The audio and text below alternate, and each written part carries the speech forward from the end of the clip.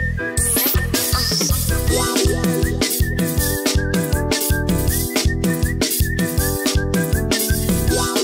guys, welcome back to my channel, même si je n'ai pas de channel. Hey, Bircha, Peregrasso, retrouvez-moi dans l'autre revue avec Ghetto Trotteur et KD Prod. Boum! Modou ça fantastique, elle veut des bombastiques, ça hallucinant. Et gars, ça t'y baille, nous pas ni temps pour faire des tailles. On est chez Bayon, pas tête en douce, c'est backshot pour bail. Backshot pour bail, Modou c'est backshot pour bail. Salut Shannon, comment ça va? Ça va bien, merci. Et toi? Est-ce que tu peux nous parler de tes débuts dans la musique, ce qui t'a conduit vers le chata? Ceci était un accident, voilà. J'avais pas prévu du tout d'être dans la musique à la base, j'étais danseuse. Enfin, c'est avec des amis, on était un peu dans l'amusement. Ils m'ont entendu chanter parce que j'ai fait un petit freestyle et ils m'ont poussé à aller là-dedans, quoi. Donc depuis, je suis là. D'accord, merci. Le chata, c'est un genre pas encore connu par tout le monde. Comment décrirais-tu et quelles sont ses origines? Le chata, c'est de la dancehall avec des sonorités différentes en fait. Et les origines, c'est la Martinique. Ça sort direct tout droit de la Martinique, dans le fief. C'est très jovial comme musique en fait. C'est bordel. Ton titre, Maladie, a connu un énorme succès, même été utilisé lors du défilé de la Maison Mugler en 2021. Comment as-tu vécu cette reconnaissance internationale?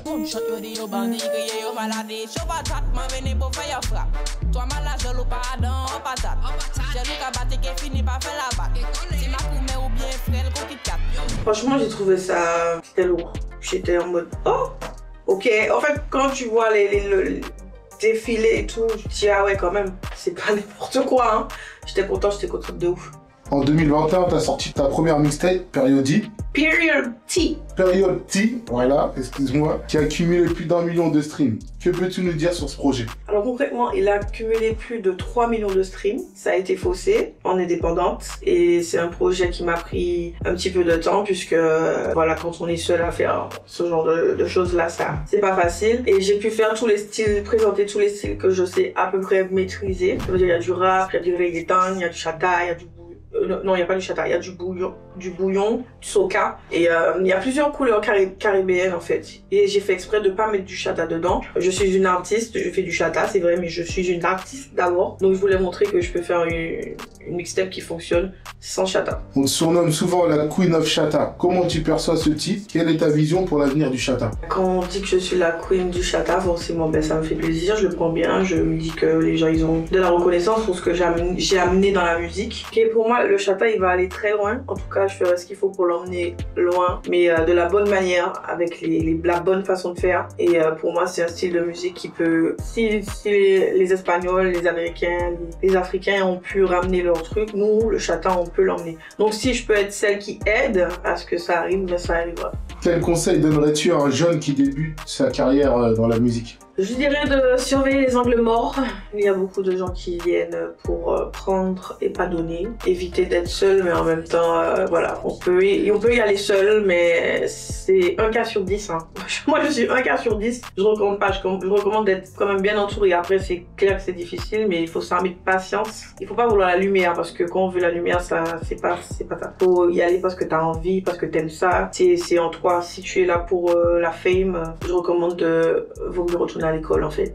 À part celle d'artiste, quelle autre casquette portes-tu? Alors je suis artiste, je suis productrice, je suis éditrice, je suis chorégraphe, j'ai des sociétés, il y a d'autres trucs mais c'est surtout ça en fait. Merci. Quels sont tes projets actuels et futurs? Y aura-t-il de nouvelles collaborations ou des sorties à venir?